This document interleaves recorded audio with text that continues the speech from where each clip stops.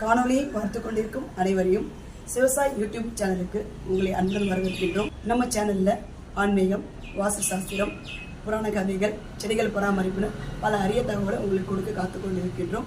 Subscribe பண்ணாதவங்க சேனலை subscribe பண்ணிக்கோங்க. வாங்க பதிவுக்குள்ளே போகலாம். நம்ம தினமும் இல்லத்தில் விளக்கு ஒரு தேவார பாடல். இல்லக விளக்கது இருள் கெடுப்பது, சொல்லக விளக்கது சோதி உள்ளது, பல்லக விளக்கது பலரும் காண்பது, நல்லக விளக்கது நமச்சிவாயவே என்ற தேவார பாடலை பாடி விளக்கேற்றுக இல்லம் சுபிட்சம் அடையும். இவ்வாறு ஏற்றிய விளக்கு இல்லத்தில் குளிர்ந்தவுடனே அந்த விளக்குடைய திரிகளை பாருங்கள், இந்த மாதிரி ஒரு அகலில் சேகரித்து வச்சுக்கோங்க.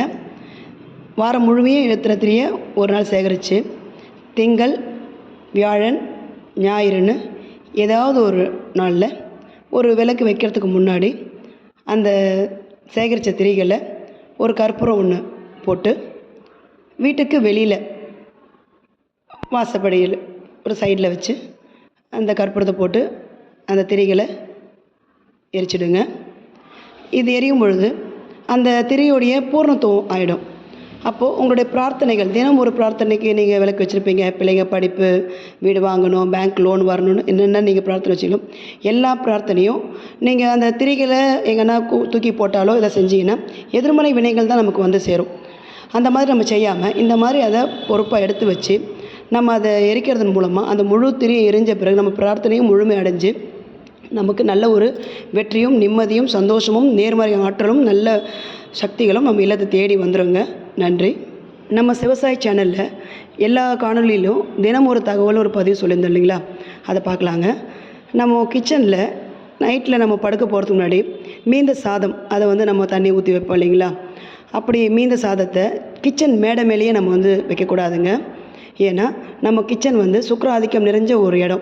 நம்ம பூஜை அறையை வைக்கணும்னா முதல்ல வந்து அக்னிபாகமான கிச்சனில் தான் வைக்கணுன்றது முறை ஒன்று வாஸ்துவில் இருக்குது. அதனால் அது ஒரு சுக்கிரத்துவம் நிறைஞ்ச இடன்றதால பழைய சாதத்தை அங்கே வச்சு நம்ம ஊற வைக்கக்கூடாது. அந்த அலமாரிக்கு கீழே எதனா அலமாரியில் வச்சுக்கலாம். கிழக்கு செவரு, வடக்கு செவரு வைக்காமல் கிச்சனோட பின் செவரு அலமாரியில் அதை வச்சு நீங்கள் பயன்படுத்துங்க. இல்லம் சுபிட்சமாக இருக்கும், நேர்மறையாக இருக்கும். மேடையில் நீங்கள் வந்து நல்ல பொருட்கள், உப்பு, மஞ்சள், அந்த மாதிரி நல்ல ஒரு சுபிட்சமான பொருட்களை வச்சு புழங்குங்க. சப்ஸ்கிரைபர் எல்லாரும் கிச்சனில் ஜன்னல்கள் எப்பவும் திறந்து வைங்க. காற்றோட்டமாக இருந்ததுன்னா நல்ல நேர்மறை ஆற்றல் உள்ளே வந்து போகும். சேஃப்டி மெஷர் கூட, நம்ம கேஸ் லீக் ஆனாலும் எதனா நடந்தால் கூட அந்த காற்று வழியாக அது போய் நம்மளோட சேஃப்டியும் நல்லது. வாஸ்துலேயும் வந்து நல்ல காற்றோட்டமாக இருக்கணும் கிழக்கு அப்படின்னு சொல்லப்படுது. நம்ம சிவசாய் சேனலில் புதுசாக பார்க்குறவங்க சேனலை சப்ஸ்கிரைப் பண்ணிக்கோங்க. நம்ம கொடுக்குற தகவல் பதிவுலாம் பிடிச்சிருந்ததுன்னா லைக், கமெண்ட், ஷேர் பண்ணுங்கள். மேலும் பல தகவல் அறிய எங்களுக்கு ஆதரவு கொடுங்க. நன்றி.